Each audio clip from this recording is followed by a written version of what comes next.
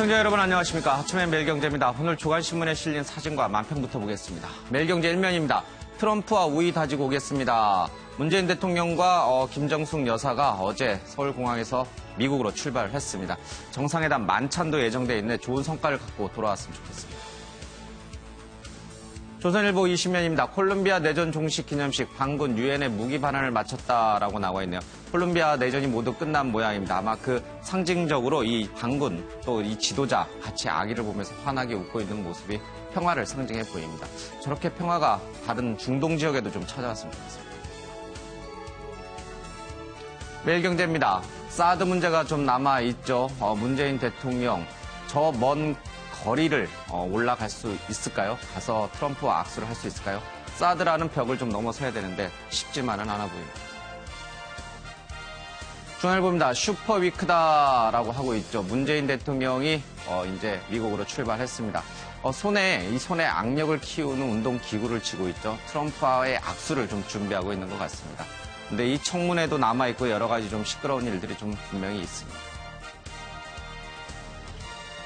국민일보입니다. 안철수, 박지원, 이용주, 이준서, 이유미 밑자가 꼬리 밑자가 돼버렸네요. 증거 조작, 꼬리 자르기, 책임 어디까지라고 국민일보 만평이 그려져 있습니다.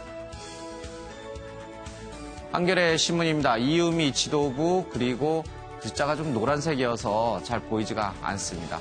그래 짐싸라고 나오는 걸 보니 역시 꼬리 자르기 그것을 만평으로 줍니다.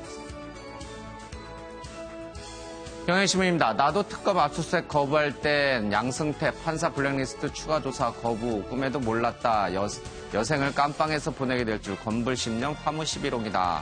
문화예술계 블랙리스트 김기춘의 얘기입니다.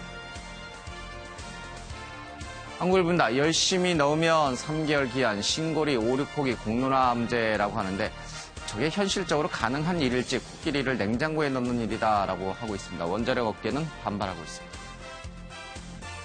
네, 오늘 함께해 주실 분들 소개해드리겠습니다. 윤영걸 전 매경닷컴 대표, 김영남 전 국회의원, 박원석 전 정의당 의원, 노영희 변호사가 함께합니다. 어서 오십시오. 안녕하세요. 탈락 위기 자사고 외고 5곳 재지정했다라는 기사가 좀 있고요. 그 외에 사진이 좀 하나 있습니다. 트럼프와 우위 다지고 오겠습니다. 문재인 대통령과 김정숙 여사가 미국으로 출발하는 모습이 좀 그려져 있습니다.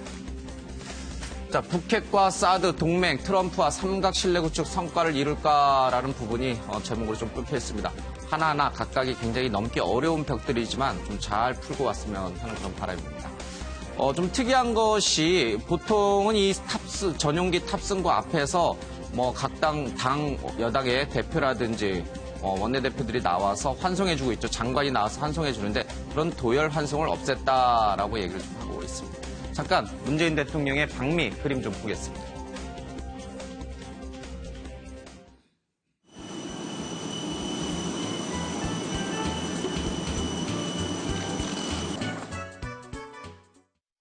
그런데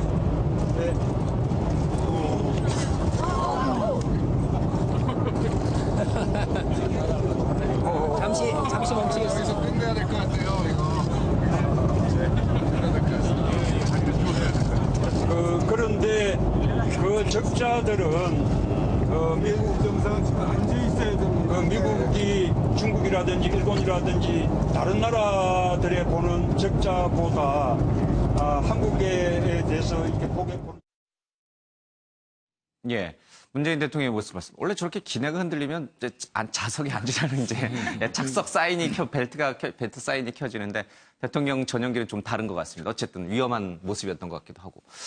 이 도열 환송을 없앤 부분은 굉장히 좀 이색적이에요. 차에서 내릴 때 직접 이제 서류 가방을 지금 대통령이 챙기는 모습도 과거에는 좀 보기 어려웠던 모습인 것 같고 역시 이제 소통 탈권위 행보가 계속 이어지는 것 같아요. 그렇죠. 탈권위 행보로 상당히 좋은 모습을 보여줍니다. 과거 대통령 나갈 때는 공항에 쫙 나갔잖아요. 도열을 했죠. 이렇게 그렇죠. 도열해서 또 대통령이 악수하는데 누구는 말 몇 마디 하고 누군 말 안 하고에 따라서 다음날 신문에 따라서 냉랭한 관계, 악수 이런 식으로 많이 떠들고 또 귀국했을 때도 뭐 몇 명이 나가느냐 누가 가느냐에 따라서 굉장히 설왕설래하고 신문 보도도 크게 되고 있는데 저런 격식을 파괴해라. 예. 굉장히 좋게 봤어요. 저는 아예 싹 안 나갔으면 했는데 뭐 그거는 아닌 것 같고 또 김부겸 장관하고 뭐 주로 많은 분들이 청와대에서도 가고 예. 그 당대표 민주당 추미애 대표도 가고 많이 가긴 했습니다만 저런 모습은 상당히 소탈한 행보라 좋은 예. 모습을 보여주고 또 대통령이 차에서 내릴 때도 서류 가방을 들고 내리잖아요. 예. 그러니까 그만큼 이번 이 출장이 그냥 미국 출장이 간단한 출장이 아니라는 걸 이제 어떻게 보면 얘기를 예. 하는 거죠. 사드 북핵을 앞두고 대화를 먼저 하느냐, 제재를 예. 먼저 하느냐, 또 한미 FTA 지금 미국이 사드는 공식 주제가 아니라지만은 그거를 어떻게 보면 직접 안 하고 한미 FTA를 통해서 무역으로 또 사드를 또 압력으로 간접적으로 할 수 있거든요. 예. 사드 얘기 안 한다고 해서 안심이 아니에요. 오히려 더 불안한 거죠. 중국을 저 인권 하위국으로 지정한 거 보세요. 그럴 정도로 굉장히 이번에 진보 정부가 10년 만에 처음으로 미국을 가는 겁니다. 그동안에 보수 정부가 갈 때는 한 수 접어주고 갔지만 예. 은 이번에는 도대체 문재인 대통령이 무슨 생각을 하느냐. 동맹을 앞으로 어떻게 발전시키냐가 미국이 아마 철저히 검증하는 단계이기 때문에 굉장히 중요한 회담이다 이렇게 생각됩니다. 여러 가지 이제 풀어야 될 현안들이 좀 많이 있습니다. 이 부분은 조금 더 이제 좀 지켜봐야 될 것 같고, 그러나 이제 대통령의 첫 미국 방문이다 보니까 여러 가지 이제 분위기나 이런 것들이 사람들의 관심을 좀 많이 끄는 것 같습니다. 첫 부부 만찬이 회담 분위기를 좌우할 것이다라고 해서 이제 만찬이 열리는데 부부 동반 만찬이에요. 트럼프 대통령이 취임 이후에 외국 정상을 초대해서 부부 동반 만찬을 갖는 것은 이번이 처음이다. 그런 얘기가 좀 실려 있고요. 그리고 문 대통령 내외가 머무는 곳이 영빈관인 블레어 하우스인데 이걸 3박 4일간 빌려준 것도 전에는 없던 일이다. 공식 실무 방문의 경우에는 보통 2박이 통상적인 어떤 방을 빌려주는 기간이었는데 3박 4일간 빌려줬던 것은 그만큼 미국이 문재인 대통령을 예우하는 것이다라고 이제 기사가 좀 실려 있습니다. 과거와는 좀 다른 모습이 좀 있긴 있어요. 그렇죠? 뭐 블레어 하우스에 묻는 것도 의미가 있습니다만 사실은 더 그 어떤 우정이나 이런 게 쌓이면 개인적으로 대통령 별장에 초대하는 게 가장 극진하게 대우를 사실은 해주는 것이죠. 예. 근데 이번은 국빈 방문이 아니고 실무 방문이라 어떻게 보면 좀 예우 수준이 낮을 수는 있는데 미국 예. 측에서 이제 국빈 방문에 맞춰서 지금 예우를 해주겠다고는 예. 하고 있습니다. 다만 앞서서 그전 과거 정부에서 부시 대통령과 이명박 당시 대통령이 이제 골프 카트를 같이 타고 다니면서 웃는 장면이 예. 있었는데 이번 한미 정상회담에서도 어떤 좋은 장면이 좀 연출되기를 기대해 보겠습니다. 예.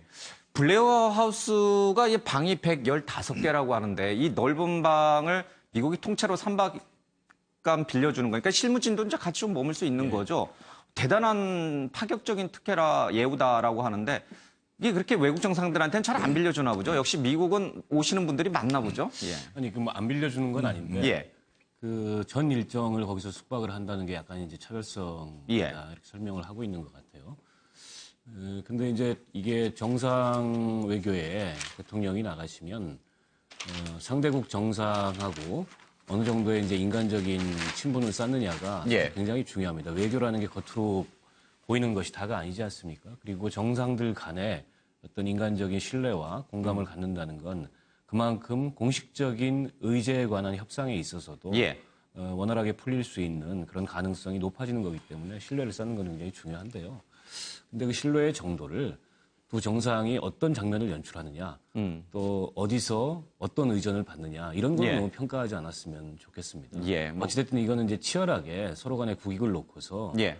그 협상을 하고 또 예. 공식적인 의제를 다루는 정상 외교이기 때문에 그런 정상 외교의 어떤 주변적인 요소들을 가지고서 그 정상 외교의 성패 내지는 뭐 그 성패의 가능성을 그렇게 예측하거나 혹은 진단하는 것도 조금은 이제 좀 바뀌어야 될 예. 방향인 것 같아요. 뭐 박 의원님 말씀처럼 이렇게 뭐 이제 주변적인 걸 가지고 이제 한미 정상회담의 어떤 의미를 자꾸 이제 부여하지 말아라라고 얘기는 합니다만은 그래도 언론의 관심과 사람들의 관심은 도대체 분위기가 어땠는가 이제 이것도 굉장히 이제 중요하게 바라보는 것 같아요. 사실은 정상회담 예. 끝나고 정상회담이 잘 안 됐다 아니면 성과 없이 끝났다 이런 식의 성명은 절대 내놓지 않죠. 아주 그렇죠. 예, 예. 원칙적이고 뭐 좋은 말만 나열합니다. 특히 이번 정상회담은 회담 이후에 기자들의 질의응답을 받지 않기로 했기 때문에 내놓는 성명 외에는 이제 판단하기 예. 자료가 없거든요. 그래서 사실은 두 정상이 표정이 어떠냐 아니면 예. 어떤 포즈로 뭐 악수를 하거나 웃느냐 아니면 예. 표정이 없느냐를 놓고 사실은 회담 분위기를 추측할 수 있는 거죠. 예. 그러니까 지금 뭐 회담 분위기를 통해 가지고 정상회담이 잘 이뤄졌는지 아니면 약간 매끄럽지 못했는지를 이제 가늠해 볼 수밖에 없는 것 같습니다. 역대 대통령들의 결정적인 이 한미 정상회담 장면인데 노무현 대통령과 이명박 대통령 그리고 박근혜 대통령의 모습 뭐 많이들 기억이 날 거예요. 그렇죠? 이건 뭐 언론에 많이 보도가 됐기 때문에. 과연 그렇다면 이 다음에 등장하는 문재인 대통령의 이 미 정상과 트럼프 대통령과의 모습은 어떤 모습일까? 악수를 세게 하는 모습일까요? 아마 그게 이제 많이 언론에 나올 것 같긴 해요. 그렇죠? 대통령도 악력을 좀 키우는 운동기구를 갖고 간 건 아니고 만평에 이제 그렇게 그려졌습니다. 지금 제가 신문 기사 보고 놀란 것 중에 하나가 문 대통령이 트럼프 대통령하고 악수하는 방법을 고민했다. 예. 두 손을 이렇게 맞잡고 이렇게 힘차게 뭐 좀 약간 잡는 모습을 보일 것이냐. 예. 오른손으로 잡고 왼손으로는 트럼프 대통령의 팔목을 잡을 것이냐. 예. 이걸 가지고 참모진들이 지금 고민을 했다 이런 얘기를 들어보니까 좀 사소한 것 하나하나도 사실 매우 의미가 있어서 되게 예. 중요하겠구나라고 생각이 들었는데요. 그것도 그렇고 또 이제 가장 먼저 오늘 들리는 게 이제 혈맹을 강조하겠다라고 예. 하는 의미에서 장진호를 들린다는 거 아니겠습니까? 예. 그러니까 그 장진호라고 하는 것이 흥남 장진호에서 원래 그 중공군이 내려오면서 미군 13,000명 정도를 이제 포위하면서 그들이 17일간 전투에서 거길 막아줘왔기 때문에 사실 이제 밑으로 내려오지 않고 중공군이 예. 철수했다 뭐 이런 얘기인데 그 당시에 그 빅토리아호인가요? 그 배에 예. 문 대통령의 아버님이 이제 타시고 피난을 오셨다. 이제 그래서 예. 지금 현재 그 부통령하고 같이 이제 이렇게 거기 가서 헌화한다 뭐 이런 얘기가 있는데 그런 것부터 시작해서 악수 방법까지 고민하는 여러 가지 모습들을 보게 되면 또 게다가 우리 유쾌한 김정숙 여사께서 또 이제 만찬에서 분명히 활약을 해주실 것으로 예상을 해보면 아마 이번 그 회담 같은 경우는 매우 긍정적이고 이제 적극적으로 우리가 해석해 볼 수 있는데 이제 물론 문제는 현안이 너무 워낙 강하고 좀 중하고 좀 세서 과연 그걸 얼마나 우리가 좀 현실성 있게 잘 할 수 있는 이런 정도이겠습니다. 문재인 대통령으로서는 이제 국내외의 우려가 분명히 있어요. 한미 관계라든지 아니면 사드 북핵 문제와 관련해서 미국과 약간은 다른 목소리를 내는 거 아니냐라는 그런 우려가 분명히 존재하기 때문에 그것을 뭐랄까 좀 적극적으로 해명 내지는 반박하기 위해서라도 트럼프 대통령께 더 좋은 분위기를 이제 좀 연출하려고 아마 노력을 할 것 같다라는 생각이 좀 듭니다.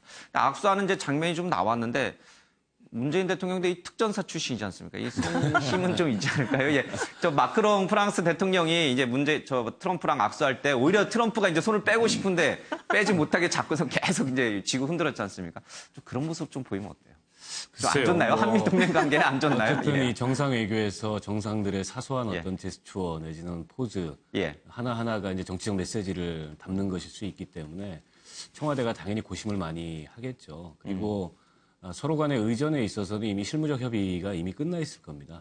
근데 그런 기본적인 의전에 관한 협의의 전제 위에서 정상들이 어느 정도의 이제 친밀함을 연출하느냐 이런 것들이 서로의 고민일 거고 또 한편으로는 어느 정도의 거리감을 유지하느냐 이런 것도 이제 고민일 텐데 이게 이제 특히 이제 미국 방미 정상 외교를 하는 거기 때문에 뭐 성공적인 그런 정상 외교가 됐으면 좋겠다 이런 바람이 있고요.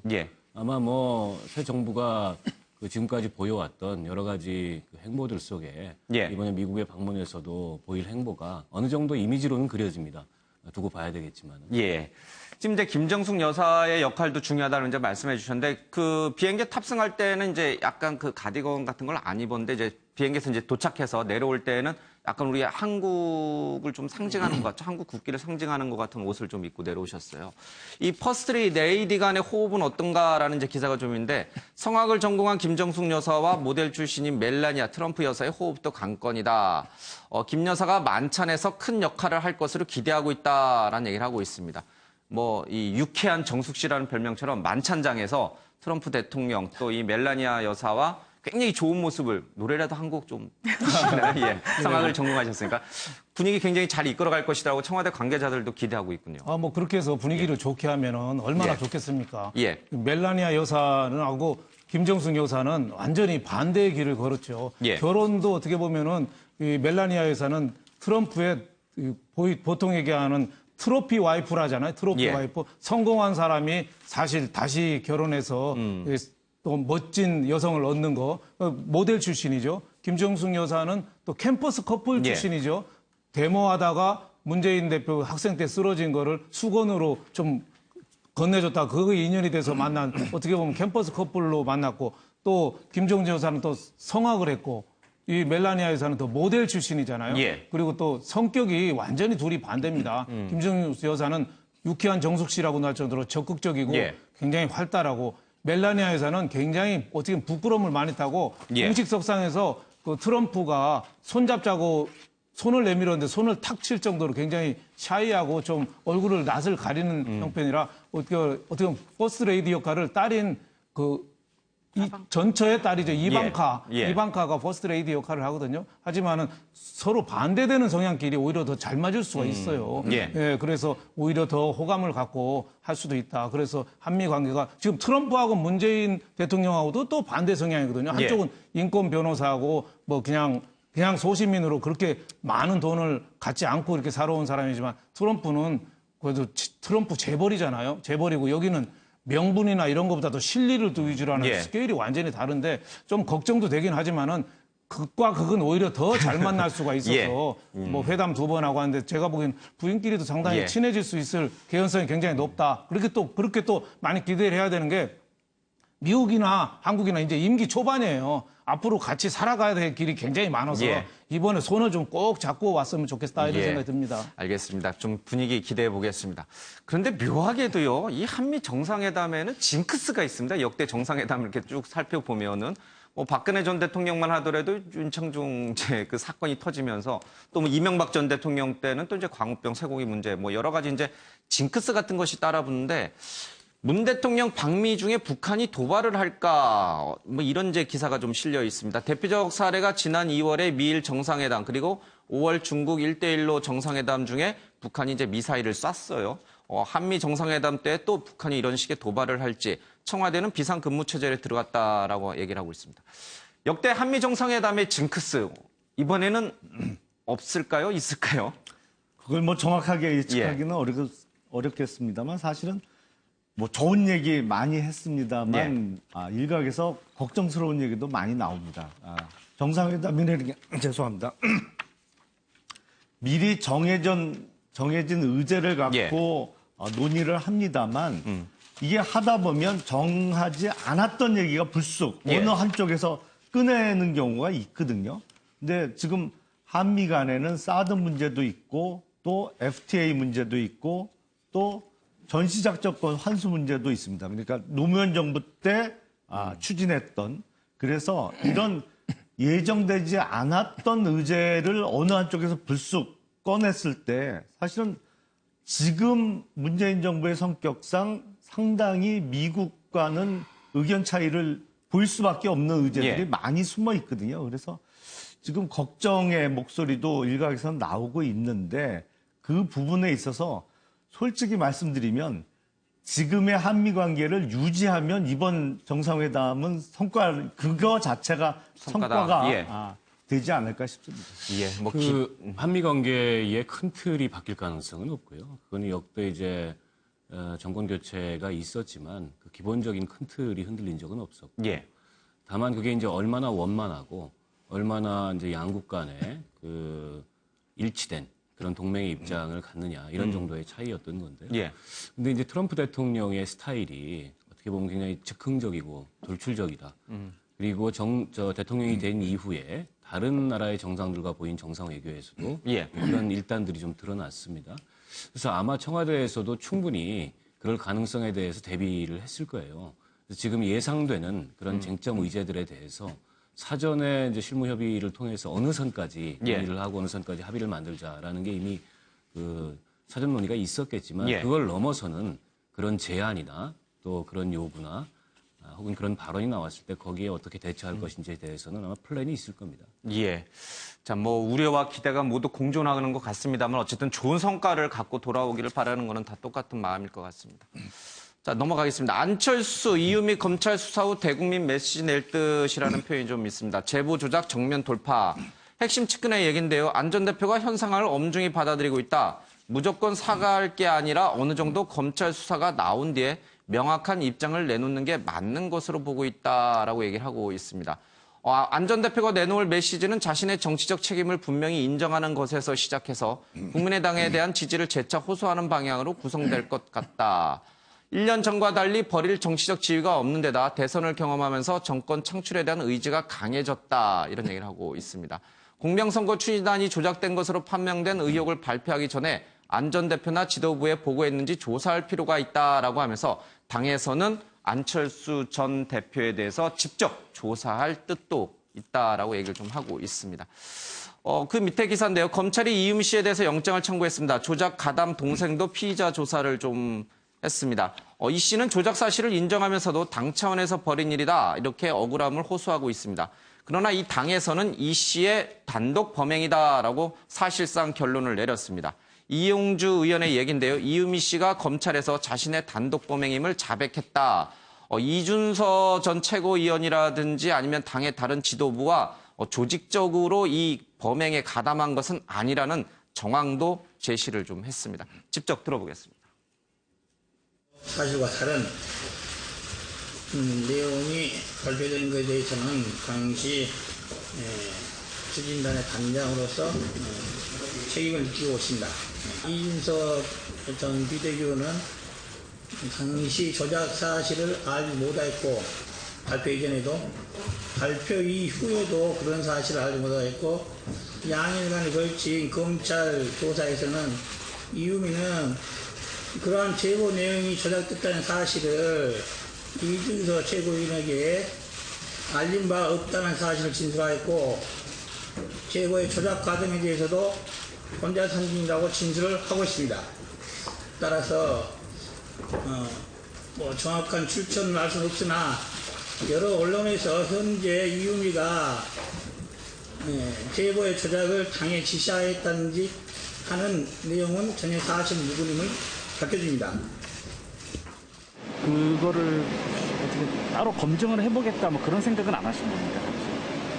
예, 뭐 제가 이렇게 요청하면은 다 피드백이 왔으니까 물어보겠다. 검증 과정이라는 건 녹취록과 녹취 파일을 비교하는 것 그거밖에 없었나요? 그렇죠. 물어보고 이름만 알고 이유미 씨가 이렇게 건네준 기록만 확인을 하신 거죠? 그렇죠.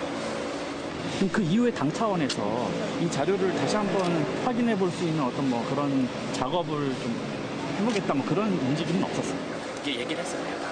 사실 아시겠지만 그 시간이 대선에 다 가까웠고 시간 싸움 아니었겠습니까? 그리고 되게 신뢰를 다 가졌었고 와 어떻게 이런 내용까지 있지? 내용 보셔서 아시잖아요. 가족 얘기 다 있기 때문에 너무나 이거는 친한 사람 아니면 이렇게 알 수가 없다라고 우리는 판단을 했던 거고요. 그 당시에는. 네, 이준서 전 최고위원이 사실은 이 조작을 지시한 인물로 이유미 씨는 일부 언론의 이제 인터뷰에서 그렇게 좀 밝혔습니다. 그러나 지금 이준서 씨는 아니라고 이제 얘기하고 있습니다.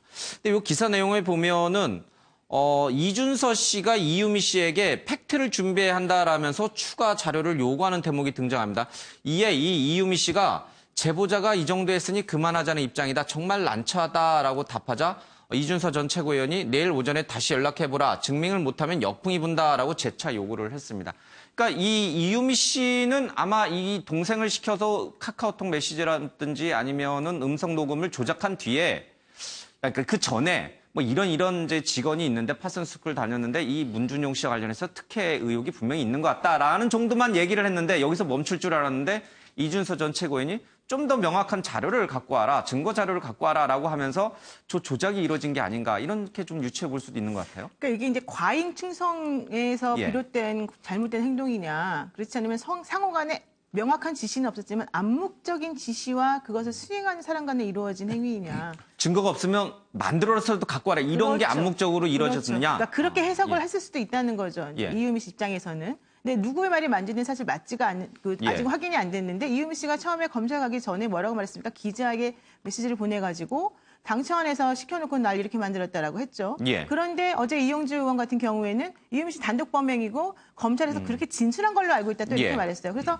이용재 의원이 과연 그 이유미 씨가 직접 기자에게 문자 메시지 보낸 것하고 배치되는 그런 발언을 하게 된 근거가 뭐냐. 확인을 좀 요청했더니 어제 한 방송과의 인터뷰에서 이렇게 말했죠.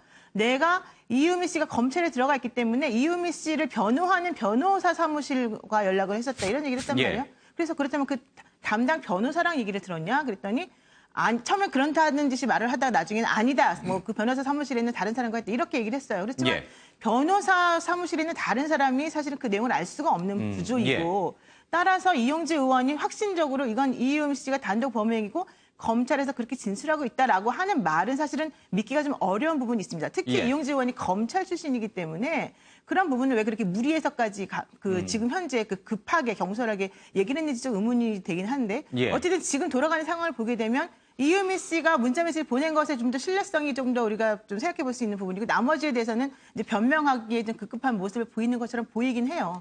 그렇지만 제가 봤을 때 이 문제 자체가 안철수 의원, 그러니까 전 대표에게까지 뭐 확대돼서 그분이 모두 암묵적으로 다 알고 용인했다? 이렇게까지 가기엔 너무 먼 것 같고 아마도 당시에 이제 나흘 정도 대선을 남겨둔 상황에서 급박하게 돌아가다 보니 이제 제대로 체크를 못하는 과정에서 이루어진 일인 것 같고 그 중에서 이유미 씨의 좀 과잉 충성이 조금 더 개입된 게 아닌가 이런 식으로 해석이 돼볼 수가 있습니다. 근데 이 대목, 그러니까 정말 이 이유미 씨가 좀 이제 여기서 멈췄으면 하는데 이준서 전 최고위원이 좀 더 갖고 와라, 증명할 수 있는 뭔가를 좀 더 갖고 와라라고 이제 얘기하는 대목이 나옵니다.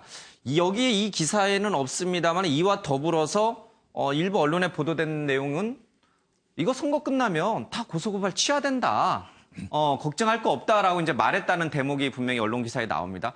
자, 증거를 조작해서 갖고 와라. 이게 나중에 논란이 돼도 선거가 끝나고 나면 보통은 다 이제 고소고발이 취하되니 크게 문제가 안 될 것이다. 이렇게 거대한 조작이 이루어진 것인지 아니면 정말 여러분들께서 말씀하시는 대로 이유미 씨의 단독 돌발적인 행동, 과잉 충성, 뭐 삐뚤어진 충성, 뭐 이런 것인지 이 부분이 좀 명확하게 좀 가려졌으면 좋겠어요. 그걸 뭐 검찰 수사 결과가 나와봐야 알 수 있겠습니다만 지금 한 가지 분명한 것은 국민의당이 이런 어마어마한 거를 폭로하면서 검증이 부실했다는 거는 뭐 틀림없는 사실 같습니다. 그러니까 지금 그 녹음 파일의 남자 목소리의 주인공 많은 사람들이 이제 문준용 씨와 파슨스를 같이 다닌 뭐 김모 씨의 목소리라고 생각을 했었죠. 그리고 국민의당에서도 당시에 그렇게 발표를 했는데 확인해 보니까 이게 학번도 한 6년 차이가 나고 일면식도 없는 관계라는 거예요. 그러니까 그런 얘기를 들을 수 있는 상황이 아니었던 것이고 그게 목소리의 주인공의 신상 정보에 대해서 조금만 물어봤어도 그런 얘기 나올 수 있는 사람이 아니라는 걸 확인할 수 있었을 텐데 적어도 국민의당에서 부실한 검증을 했다. 아니면 이게 진짜 사실인지 아닌지에 대해서 명확하게 좀 가릴 만한 의지가 부족했던 것은 뭐 틀림없는 사실 아닌가 싶습니다. 시청자 여러분들께서 조금 이제 이해를 돕기 위해서 조금 더 설명을 드리면은 이 이유미 씨가 운영하고 있는 회사에 파슨즈 스쿨을 나온 직원이 있었어요. 김모 씨라는. 이제 문준용 씨와 같은 파슨즈 스쿨을 나왔는데 뭐 김용남 의원께서 말씀하신 대로 그 김 씨와 문준용 씨는 6년 터울이고 일면식도 없었어요. 그렇지만 이 이유미 씨는 자신의 직원이 파슨즈 스쿨을 나왔는데 문준용 씨가 이 고용정보원에 특히 입학했다는 사실을 이 파슨즈 스쿨 다닐 때 털어놨다. 이런 식으로 이제 얘기가 시작이 되는 거예요. 그렇죠? 조작이 시작됩니다. 직접 이 녹취를 좀 들어보도록 하겠습니다. 여보세요? 여보세요? 익수님, 늦은 시간에 죄송해요.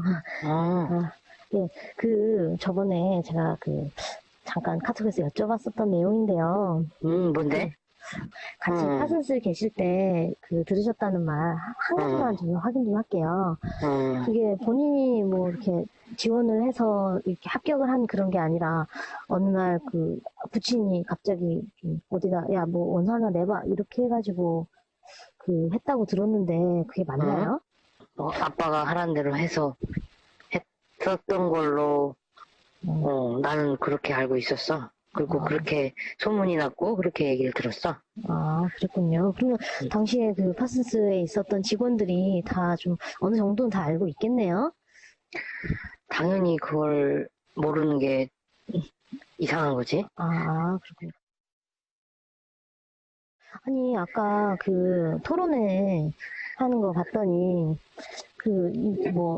무슨 아드님이 자기 실력으로 입학했고, 본인이 아무런 뭐를 행사하지 않았다. 자꾸 이렇게 말씀을 문 후보님이 하시더라고요. 일단 말이 돼야 뭘. 아유, 아, 왜요? 참. 본인 아니야. 실력이 좀 별론가요?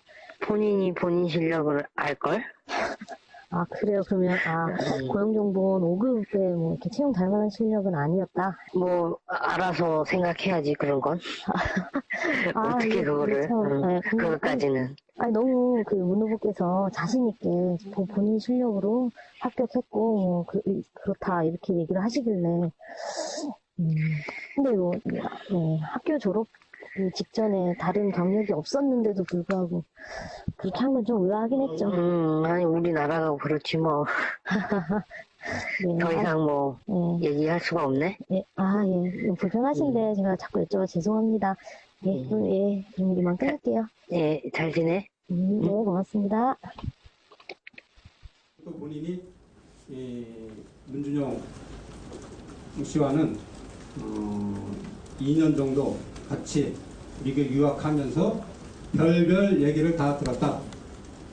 그리고 지금 이분이 증언하는 것은 자기가 들은 거의 10분의 1 정도 밖에 안 되고 이분이 이 부분에 대해서 진실을 규명할 자세가 되어 있습니다.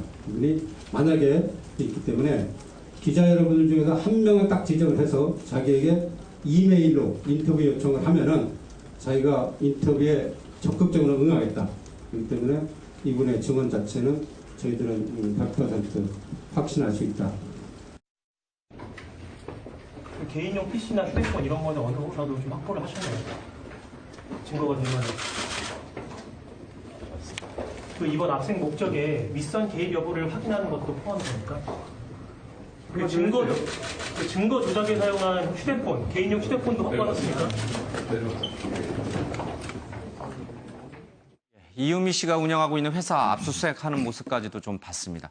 그런데 앞서 나왔던 이 친동생과의 그 전화 통화요. 이제 문준용 씨의 동료, 파슨스 동료인 것처럼 위장해서 이제 전화 녹취를 대화를 했는데 저 각본을 이유미 씨가 썼겠죠? 아무래도. 근데 그 가공의 인물인 저 파슨스 동료라고 하는 사람이 말하는 게 너무 자연스러워요. 진짜 누가 보면 내막을 모르는 사람이 딱 보면 진짜 믿을 만할 정도로 아주 말이 굉장히 자연스러워요. 반말하는 것만 빼고요. 그렇죠? 그렇죠. 그러니까 미리 각본을 갖고 준비를 한 것 같고 저분이 이유미 씨 친동생이잖아요. 동생인데 파슨스 동료인 것처럼 위장해서 하는데 자연스럽긴 하지만 뭔가 좀 억지로 읽는 듯한 느낌도 안 들어요. 그래요? 저는 굉장히 자연스러워서. 저는 그렇게 알고 봐서 그런지 검증을 하면은 조금 자연스럽긴 하지만 좀 나타나는 것 같고 신문사에서도요. 방송이나 제보가 많이 오는데 제보 들어오면 바로 확인 들어가거든요.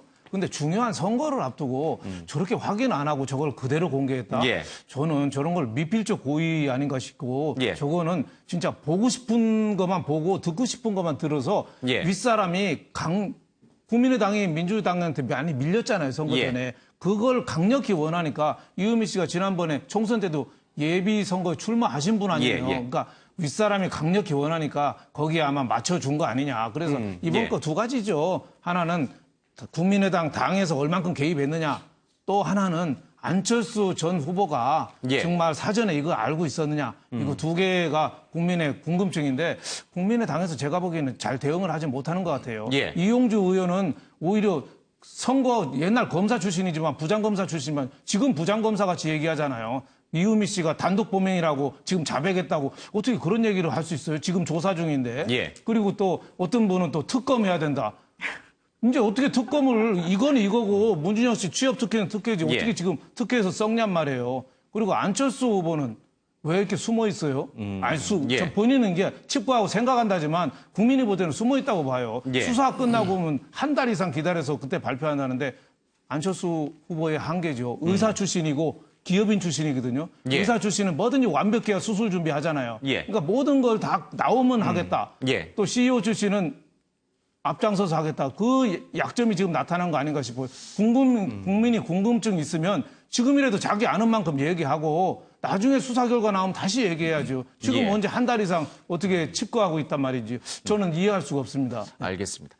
그 아까처럼 음성 녹취 파일 중에서 이제 뭐 굉장히 어색한 부분도 있었다는데 저는 굉장히 자연스럽게 들었는데 단 한 가지 좀 걸리는 게 이 파슨즈 동료, 그러니까 문준용 씨의 파슨즈 동료라고 하면은 나이가 얼추 30대 초반이잖아요. 문준용 씨가 30대 초반이. 근데 이 이유미 씨는 공식 나이 만으로 38이에요. 근데 이제 이분한테, 그러니까 자기보다 한참 나이 어린 사람한테 교수님 그러면서 이제 존칭을 써요. 그거는 뭐 이해가 돼요. 근데 이쪽에 계신 분이, 교수라고 하는 분이 반말을 해요. 그쵸? 네. 그 대목은 저는 정말 이상하다. 그 왜 이용주 의원이라든지 당시 지금 이제 김성호 부단장, 전 수석 부단장도 나왔다. 다 검사 출신이잖아요. 그걸 왜 의심을 안 해봤을까? 이유미 씨가 나이가 많고 문준용 씨의 파스 동료는 나이가 어린데 나이 어린 사람이 거칠게 반말을 하면서 잘 지내? 아하, 뭐 이런 얘기 하는데 그걸 왜 이렇게 이상하게 생각 안 했을까? 그러니까 그게 좀 이상하죠. 예. 사실은 그 엄청난 벤처라고 하는 그 회사에 그 있는 직원이라고 하는 거 아니겠습니까? 그 파슨 동료라는 사람이. 예.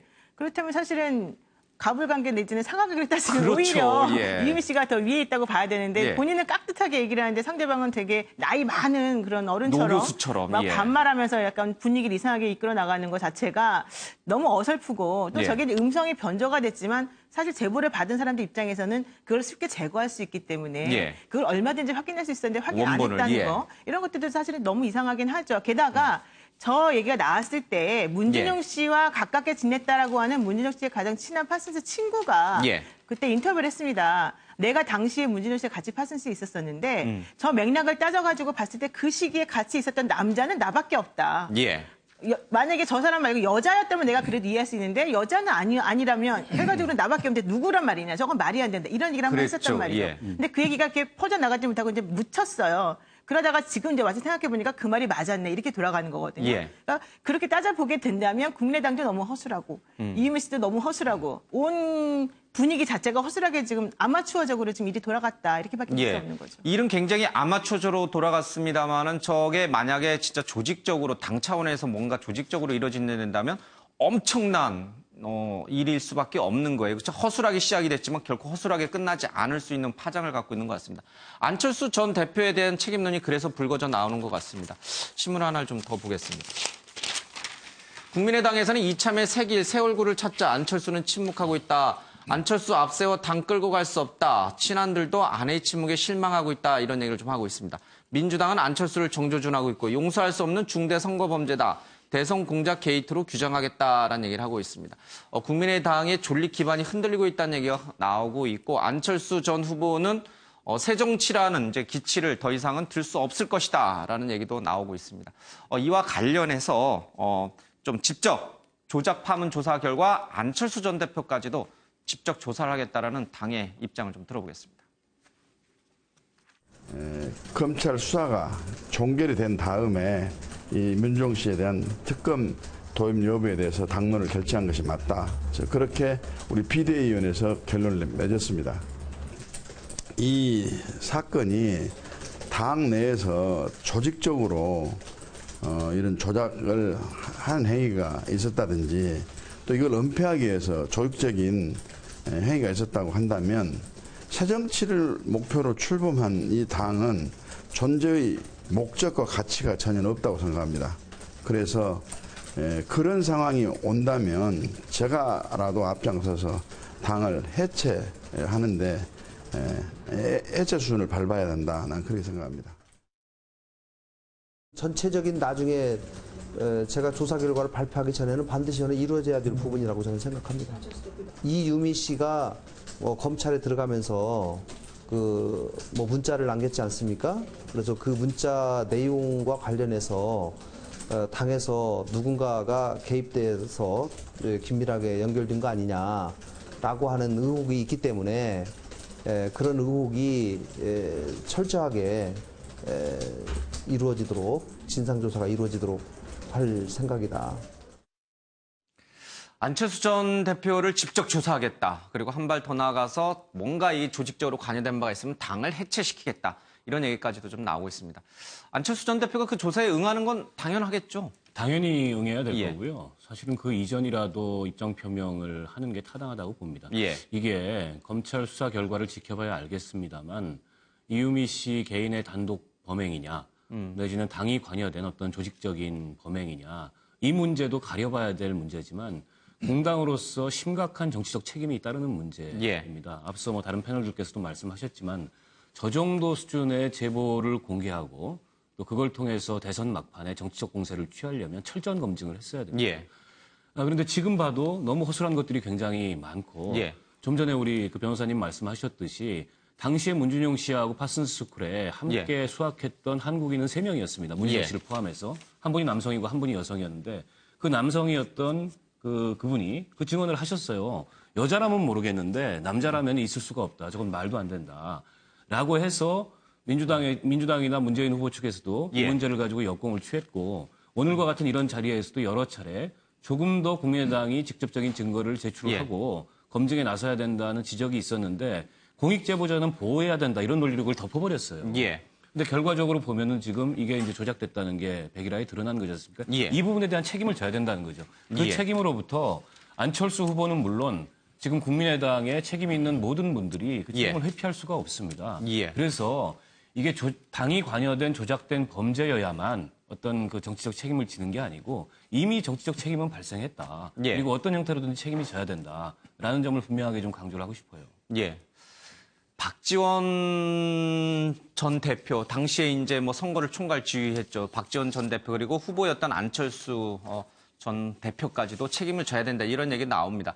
공교롭게도 이 이유미 씨, 이준서 씨 그러니까 이제 핵심 관계자들이 모두 안철수 대표의 핵심 측근으로 분류되던 사람들이에요. 한 분은 영입해왔던 사람이고 한 분은 뭐 카이스트 사제 관계고 그런 관계만 놓고 보더라도 안철수 전 대표는 좀 자유롭지 못하다. 물론 이제 자신이 측근이라고 해서 무조건 다 책임을 져야 되는 건 아니겠습니다만은 그래도 이 도의적인 책임은 분명히 존재한다. 이런 얘기들을 많이 하시네요.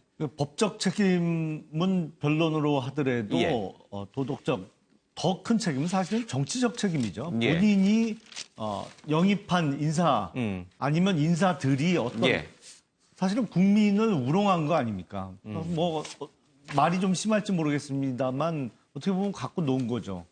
국민을 갖고 놓은 거다. 그러니까 없는 사실을 막 자기 친동생하고 대화를 주고받으면서 그것이 결정적인 어떤 특혜 취업에 대한 증거인 양 내놨고 그걸 또 국민의당에서는 선거 때 활용을 했고요. 그래서 이거는 뭐 그 공직선거법상의 허위사실 유포 중에 가장 죄질이 안 좋은 거다. 나쁜 케이스가 아닌가 싶습니다. 알겠습니다. 당의 자체 조사도 좀 지켜보고요. 그리고 검찰 수사도 좀 지켜보겠습니다. 지금 이준서 씨에 대해서는 이제 출국 금지까지 시켜놨는데 어디까지 수사가 이어질지 보겠습니다. 한 가지 분명한 것은 이 상황에서 안철수 전 후보가 침묵이 절대 금이 아닌 것 같습니다.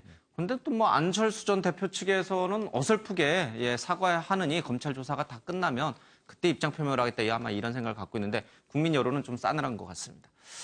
김기춘 전 비서실장이 망한 왕조의 도승지였다. 차라리 사약을 내리면 그 사약을 마시고 싶다. 이런 얘기 있습니다. 밖에 나가 죽었으면 좋겠다. 감옥에서 옥사하고 싶지는 않다라고 하면서 울먹이기도 했습니다. 물론 본인의 혐의는 모두 부인을 했습니다. 이 얘기는 박진아 아나운서 얘기 좀 듣고 와서 더 하겠습니다. 네, 어제도 역시 블랙리스트 재판에 환자복을 입고 출석한 김기춘 전 실장. 건강 문제를 호소하더니 진술 도중 울먹이기까지 했습니다. 내일이 내 생의 마지막 날이란 생각으로 생활한다. 제 소망이 언제가 됐든 옥사 안 하고 밖에 나가서 죽었으면 하는 것. 공판에서 한 말인데요. 김 전 실장의 이런 발언에 대해 조윤선 장관과 일부 방청객들은 울음을 터뜨리기도 했습니다. 하지만 김 전 실장은 각종 혐의에 대해선 여전히 모르쇠였습니다. 특검이 그 증거를 내밀자 김 전 실장은 나이가 들어 3, 4년 전 문서를 기억할 수 없다라며 피해갔습니다. 김 전 실장의 모르쇠 전략이 이어지자 블랙리스트 피해자인 한 방청객이 거짓말하지 말라며 항의하기도 했는데요. 이 방청객은 반성도 없고 사건의 심각성도 모르는 김 전 실장에 대해 화가 났다고 전했습니다. 블랙리스트 관여 혐의를 받고 있는 김 전 실장. 다음 달에 있을 1심 선고는 어떻게 내려질까요? 이어서 대담으로 가보겠습니다. 이분도 정치적 책임이네요. 이렇게 자꾸 정치적 책임을 지겠다는 분들이 많은지 모르겠습니다. 어쨌든 본인이 잘못은 안 했지만 어쨌든 박근혜 대통령이 이렇게 된 상황에 대해서는 비서실장으로서 옛날 같으면 도승지로서 정치적 책임을 통감한다. 그래서 사약을 내리면 사약을 받겠다. 이제 이런 입장입니다. 인터넷 댓글 중에는 사약도 아깝다 뭐 이렇게 하시는 분들도 좀 있습니다만은 그래서 사약은 내리면 안 된다 이런 얘기도 나옵니다만은 지금 김기춘 전 비서실장이 자신과 관련된 범죄 혐의와 관련해서는 법률적으로는 철저하게 아니다라고 부인하면서 정치적으로는 책임을 지겠다. 그래서 내가 나보고 죽으라고 하면 죽겠다. 이렇게 나와요. 약간 좀 뭐랄까 한 발 물러선 거라고 봐야 됩니까? 과거의 입장에서? 그건 아닌 것 같아요. 과거에는 정치적 책임 이런 얘기도 안 하셨잖아요. 근데 오히려 저 말의 발언의 취지는 본인은 너무 억울한 정치적 희생자라고 하는 걸 강조하기 위한 말이죠. 왜냐하면 본인이 이렇게 옥살이를 하고 있는 이유 중에 하나는 이 정권이 망한 왕조이기 때문이다. 예. 나는 아무 잘못이 없지만 정권이 바뀜으로 인해서 본인에게 이런 식으로 정치적 압박과 이런 걸 가하는 것이다. 이걸 주장하는 것이고 본인의 그동안의 기조를 바꿨다거나 이런 거 하나도 없습니다. 오히려 뭐 옥살을 안 했으면 좋겠다라던가 뭐 여러 가지 발언을 자극적인 그런 단어를 써가면서 발언하면서 오히려 재판부를 지금 약간 좀 비꼬는 듯한 태도를 취하고 있는 거거든요. 그래서 저는 이분의 이러한 태도라고 하는 건 매우 부적절한 태도일 거라고 생각합니다. 그러니까 이게 정치적 책임을 통감한다라는 것이 국민에게 사과한다는 의미보다는 자신이 정치적 희생양이라는 것을 더 강조하기 위한 것이다. 자신이 무죄라는 걸 더 강조하기 위한 표현이다. 그리고 본인이 지금 병보석을 신청해 놨어요.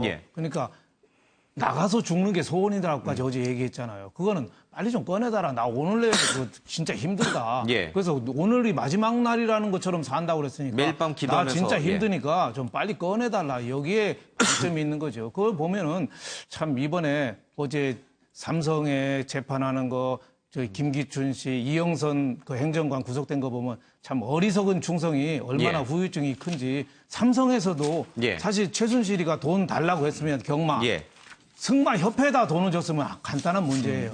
승마협회에다 줘서 승마협회에서 알아서 최순실 주든지 알아서 해라. 그랬으면 간단한 문제 이사회를 거치든지. 이것도 김기춘 씨도 블랙리스트 만약에 대통령이 얘기했다 그래도 거기서 규칙을 만들었으면 될 거 아니에요.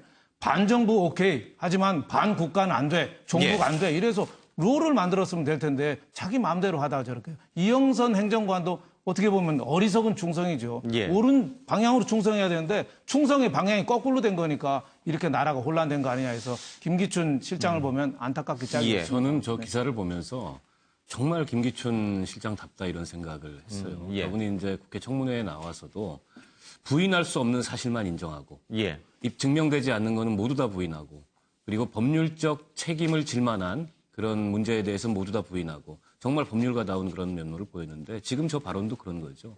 여전히 자신의 범죄 혐의에 대해서는 전혀 인정하지 않으면서 나한테 정치적 책임을 지라면 지겠다. 근데 재판부는 정치적 책임을 묻는 것이 아닙니다. 그러니까 저분한테는 사약을 내리는 게 아니고 처벌을 내리는 것이 사법부고 지금 그 재판을 받고 있는데 거기서 저런 이제 정치적인 언수를 한다는 것은 정말 저 김기춘 실장답고 하나도 지금 이 문제에 대해서 받아들이거나 반성의 여지가 없는 그런 모습이 아닌가 싶습니다. 지금 김기춘 전 실장의 얘기는 딱 한마디로 얘기하면 자기는 박근혜 전 대통령에게 충성을 다했다. 그게 죄라면 죄다. 그래서 사약을 내리면 내가 먹겠다. 이제 이런 것 같아요. 근데 이영선 전 행정관도 우리 윤영걸 대표님 말씀하신 대로 충성을 다한 죄밖에 없어요. 본인 입장에서 보면 박근혜 전 대통령이 시키는 대로 해서 시켰고 박근혜 전 대통령을 위해서 충성을 다한 것이다. 그런데 왜 내가 죄냐라고 생각하고 있는 모양입니다. 그렇지만 재판부는 이 씨의 그릇된 충성은 국민을 배신하는 결과를 가져왔다라고 얘기하면서 징역 1년 법정 구속을 했습니다. 자, 이렇게 되면 그릇된 충성심을 갖고 있는 김기춘 전 실장에 대해서도 이 재판부가 실형을 선고할 가능성이 좀 있는 건가요? 우선 제 개인적인 견해입니다만 블랙리스트 사건과 관련해서는 법리적인 다툼이 많이 있습니다. 있겠죠. 이게 뭐 성립되느냐, 직권남용이 되느냐 안 되느냐. 근데 좀 아쉬운 것은 김기춘 전 실장 또는 조윤선 장관이 전 장관이 그래 이거 내가 어떠한 이유에서 했다라고 좀 주장을 했으면 좋겠는데 아무도 했다는 사람은 없어요. 자기는 관여 안 했다. 그러면서 지금 재판을 끌고 가고 있기 때문에 오히려 어떤 치열하게 법리적인 다툼이 이루어질 수 있는 것을 자꾸 본인은 관여 안 한 것을 강조하면서 그 부분에 대한 논란은 좀 적어지고 관여했느냐 안 했느냐만 자꾸 초점이 되는 것 같습니다. 그리고 이영선 전 행정관에 대해서 어제 징역 1년을 선고하면서 법정 구속을 했는데 제 개인적인 생각으로는 법이 현실적으로 가능한 걸 요구해야 되거든요. 근데 대통령 경호원이 대통령이 누구 청와대 출입할 때 좀 편의를 봐주세요. 이른바 이제 보안 손님이 되는 거죠. 뭐 역대 정부에 다 있었습니다. 뭐 수백 명씩 있었습니다. 그런 보안 손님들이. 근데 그거를 경호원 입장에서 누구는 의료 면허가 없어서 안 되겠습니다. 누구는 안마사 자격이 없어서 출입시킬 수 없습니다라고 그걸 과연 현실적으로 기대할 수 있을까? 현실적으로는 문재인 정부나 아니면 어느 나라 대통령 경호실에서 그 사람이 청와대 관저에 들어가서 뭐 안마를 하는지 기치료를 하는지 뭐 미용 주사를 놓는지 그거를 경호원이 체크해서 막아설 수 있을까? 저는 현실적 기대 가능성이 조금 없는 거 아닌가 싶습니다. 근데 지금 그 얘기는 이 비선진료에 대한 것만을 유죄로 한 것은 아니고요. 그 헌재에서 위증한 혐의도 전부 다 지금 유죄를 한 거거든요. 그리고 특히 그 당시에 그 박근혜 전 대통령이 어딘지 잘 모르고 제대로 못 봤다라고 하는 그런 진술하고 그다음에 그 직통 전화를 차명으로 개설해서 이제 연결시켜준 그리고 의상비 대납 부분과 관련해서 이제 거짓말한 부분에 대해서 판결문에 소상히 밝히고 있기 때문에 당연히 이제 비선진료 관련해서 이제 우리 의원님 말씀이 일부는 맞을 수도 있겠지만은 그것보다는 나머지 것들이 훨씬 더 크기 때문에 그 부분에 대해서는 조금 얘기가 될 것 같고 또 특검에서도 오히려 그 부분을 강조해서 뇌물죄와 관련된 증거를 사용할 수 있다라고 얘기를 하고 있습니다. 어쨌든 이번 일로 또 느끼는 거지만은 이 공직자들은 이제 주군이라고 불리는 그분을 모시는 게 아니라 국민을 위해서 봉사를 하고 옳은 일이 아니면은 옷을 벗을 각오를 하고 뭐 나오든가 아니면 직언을 하든가 이래야지만 나중에 뒤탈이 없다라는 것을 우리가 좀 교훈으로 삼고 있는 것 같습니다. 법원이 최순실이 박근혜 대통령 옷값 지불을 인정했다라고 하고 있습니다. 재판부인데요. 대통령의 의상을 제작했던 다른 증인들은 법정에서 대통령 또는 피고인으로부터 제작비를 받아본 적이 없고 최 씨로부터 돈을 받으며 출처가 대통령이라는 말을 들어본 적이 없다고 진술했다라고 얘기를 좀 하고 있습니다. 그런데 박근혜 전 대통령은 그러지 않았잖아요. 분명히 내가 돈을 몇 차례 지불했다라고 이제 얘기를 했고 이영선 윤 전 추전 행정관도 그런 식으로 이제 진술을 했었잖아요. 청문회 나와서 거짓이었네요. 그렇죠? 어쨌든 박근혜 전 대통령의 옷값을 대신 최순실이 내줄 정도로 두 사람은 경제적 공동체인지 여부도 남은 쟁점 중에 하나인 것 같습니다. 법원은 그런데 조금 박근혜 전 대통령이 불리한 쪽으로 나오고 있는 것 같습니다. 사건 기사로 좀 가보겠습니다. 몸값 요구도 없이 살해해놓고 창원 남녀 3인조가 노린 건 돈이다라고 했습니다. 어제도 저희가 이 얘기를 좀 했는데 경남 창원에서 이 납치 살해 사건이 발생했어요. 부부가 같이 골프 연습을 하고 나서 각자 따로 차를 타고 집으로 가는 길에 이 여성이 납치가 됐는데 너무나 석연치가 않습니다. 납치하자마자 살해를 했어요. 그리고 나서 480만 원을 카드로 인출했어요.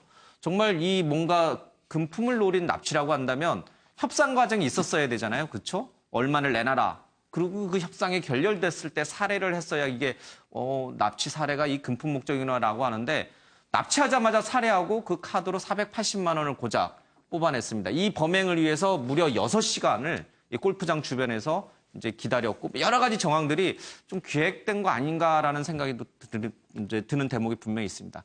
이 때문에 이게 청부 살인이 아닐까 이런 쪽에 좀 방점을 좀 찍히는 것 같아요. 수상한 점이 좀 많죠. 네, 사실은 이제 저게 처음에는 이제 그냥 그 부유한 여성을 상대로 한 강도였다가 이렇게 된 거냐, 혹은 납치 뭐 유괴 이런 거냐 생각했다가 지금 남편하고 같이 그 골프 연습을 하고 6시간 동안 숨어 있는 사람들을 남편은 전혀 의식하지 못하고 그냥 부인만 이런 식으로 됐다라고 하는 것으로 계속해서 이제 진행 상황이 나오니까 사실은 이제 항상 그 문제가 생겼을 때에는 가장 가까운 사람부터 의심하라라고 하는 게 이제 수사의 기본이거든요. 그런 관점에서 봤을 때는 조금 석연치 않은 부분들이 많이 있어서 이거는 확실히 좀 밝혀봐야 될 것 같아요. 근데 물론 지금 2명이 이제 공개 수배는 돼서 아직 확인은 되지 않았고 잡히진 않았지만은 한 명 잡힌 사람에 대해서는 계속 추궁을 하는 과정이고요. 제가 봤을 때는 이게 이제 부부간에 좀 사이가 안 좋았다거나 아니면 주변에 다른 것 때문에 일부러 이제 청부살인을 의도한 것은 아닌가. 그리고 강도나 모의나 뭐 납치 이런 것으로 위장한 것은 아니고 왜냐하면 예전에도 이런 식으로 그 부녀자들 중에 특히 외제차를 몰고 다니는 여성분을 지하 주차장에서 이렇게 납치해서 이런 사건을 벌인 적이 있었지 않습니까? 아마 그걸 모방해서 조금 뭔가 거짓으로 한 게 아닌가라는 의심을 하고 있습니다. 그러니까 납치한 지 그러니까 몸값 협상이라는 걸 해야 되는데 그런 거 없이 납치한 지 2시간 만에 살해를 했다. 그리고 남편 차가 먼저 출발하고 이제 범인들이 찬 부인의 차량이 뒤에 갔잖아요. 근데 방향이 달라지잖아요. 달라지면 그 남편이 금방 눈치채지 않아요? 왜 부인이 왜 안 따라오지? 어디 갔지? 그럼 전화를 하게 될 것이고 전화 통화가 연결이 안 되면 뭔 일인가 알아보게 될 거고 이게 이제 정상적인 상식적인 선에서의 생각인데 그런 과정이 전부 생략된 채 갑자기 살인이 발생했어요. 뭔가 이상해요. 제가 수사관은 아닙니다만. 아니 수사관 해도 될 것 같아요. 아니에요. 이 신문에서 그렇게 쓰여 있습니다. 예. 근데 뭐 지금 뭐 앞으로 수사가 남아 있기 때문에 어떠한 새로운 용의자를 뭐 얘기를 하는 것은 지금 상황에서는 적절해 보이지는 않습니다만 아무래도 좀 석연치 않은 점이 곳곳에 있죠. 그렇게 사람을 살해할 정도로 범행을 했으면 뭔가 큰 대가나 범죄로 인한 이득이 큰 거를 노리고 그런 극단적인 범행에 이르렀을 텐데 이거는 뭐 너무 부실해요. 그것도 그 여성, 피해자 여성이 갖고 있던 카드로 그 현금 인출한 게 범죄 수익의 전부거든요. 그러니까 지금 480만 원을 얻기 위해서 3명이 준비를 미리 가발까지 준비하고 이렇게 범행을 모의해서 사람을 그것도 더군다나 살해를 했다? 범행과 그로 인한 얻는 범죄 수익 간의 불균형이 좀 너무 심해 보입니다. 살인, 그러니까 납치 어떤 청부 살인을 한 뒤에 그것을 금품을 노린 강도 살인인 것처럼 위장하기 한 것 아닌가. 뭐 그런 식의 이제 좀 스토리도 가능한 것 같습니다. 그러나 조금 사건은 더 지켜봐야 될 것 같습니다.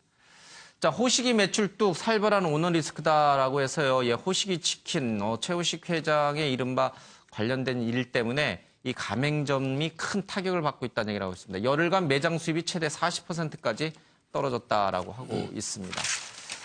1,000만 원 들여 미스터 피자 간판 바꿔라 갑질 사촌 동생 간판 회사서 교체 강요했다라고 해서 정우현 전 회장을 곧 소환 조사할 거다는 얘기도 나오고 있습니다. 호식이 치킨, 미스터 피자. 그러나 이 외에 또 다른 많은 프랜차이즈 업체들 중에는 이와 비슷한 일을 하고 있는 업체들이 없으란 법이 없겠죠. 대부분 비슷하다고 봐야 되는데 호식이 치킨하고 미스터 피자가 정도가 좀 심하다고 봐야 됩니다.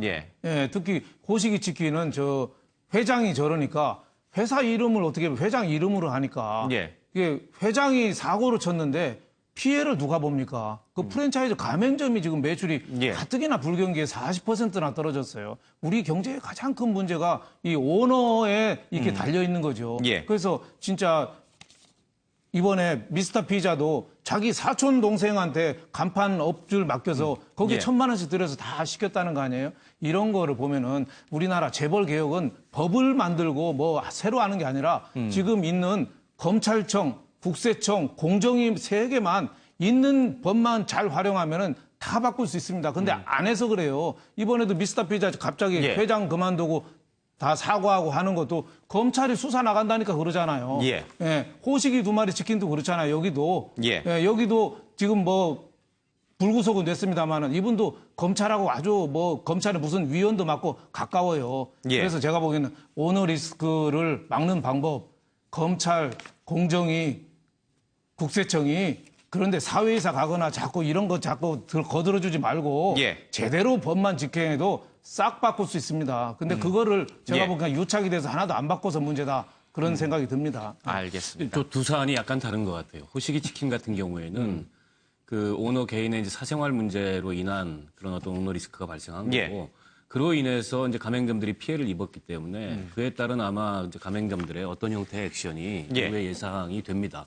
근데 이제 후자 같은 경우에는 이게 전형적인 이 프랜차이즈 업계의 그 이른바 이제 갑질이고 저걸 근본적으로 차단할 수 있는 물론 이제 앞서 말씀하셨듯이 검찰, 공정위, 국세청 이런 데 이제 조사도 필요하겠지만은 제도적 보완들이 좀 필요해 보입니다. 그래서 지금 뭐 과거에 이제 남양유업법이나 이런 식으로 프랜차이즈 업계의 가불 관계에 있어서 불공정성을 개선하기 위한 입법이 진행됐습니다만 여전히 미진한 부분들이 있거든요. 그건 좀 이런 사건들을 계기로 국회에서 보완이 좀 이루어졌으면 좋겠습니다. 알겠습니다. 좀 뭔가 좀 대책이 좀 필요해 보이긴 하네요.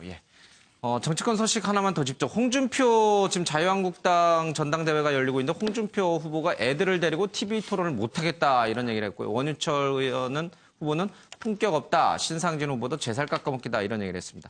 대구 경북 토론회에서는 내가 이제 남은 인생을 대구 경북에서 보내겠다라고 했는데 그렇다고 뭐 대구시장에 출마하지 않겠다라고 이제 선을 걷습니다.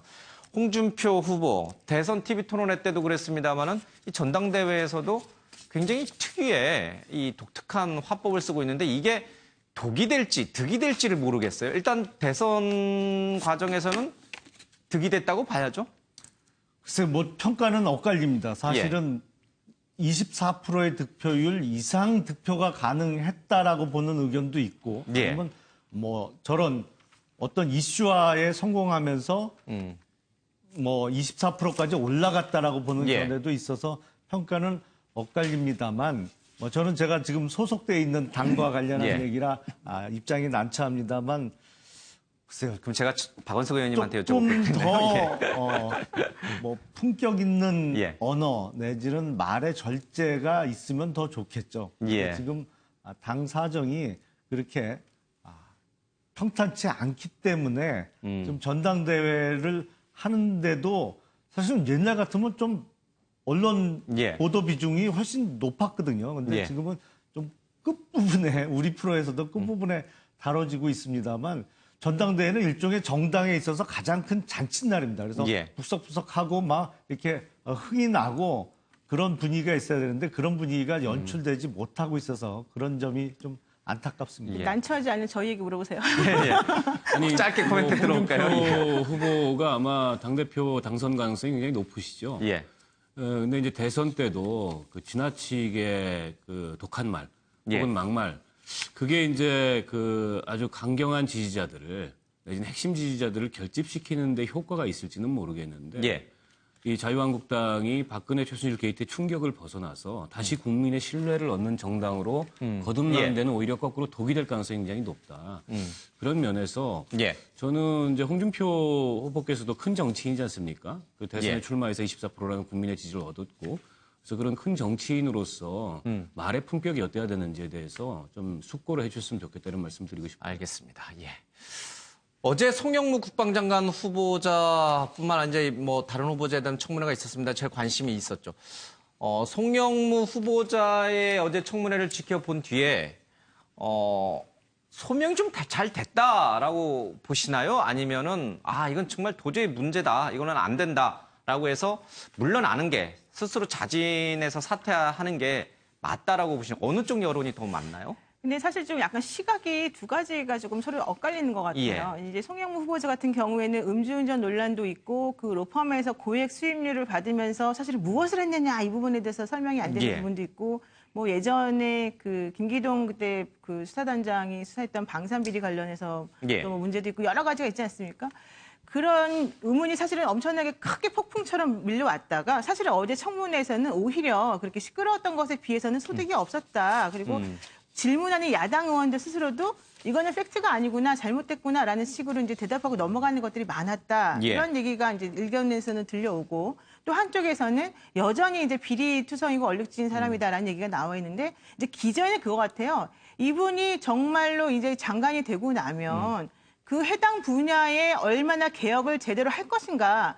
또 그런 식의 칼날을 휘둘렀을 때 상처받을 사람들이 누구인가. 그것 때문에 지금 서로 지금 물밑에서 싸우는데 겉으로는 다른 얘기를 하고 있는 게 아니까 지금 본질은 그거거든요. 근데 어제 그 송영무 후보자에 대한 청문회 결과적으로 이제 파행을 거듭했는데 이 부분과 관련해서는 정확한 팩트도 없고 왜냐하면 이제 숨겨진 게 너무 많아서 또 의문이 너무 많이 제기된 상황에서 어떻게 해결해야 될 것인가에 대해서 여야가 또 정확하게 이거 방향을 잡지도 못했고 이런 부분 때문에 사실 저는 서로 간에 5대5 정도로 지금 문제가 있었다라고 좀 판단합니다.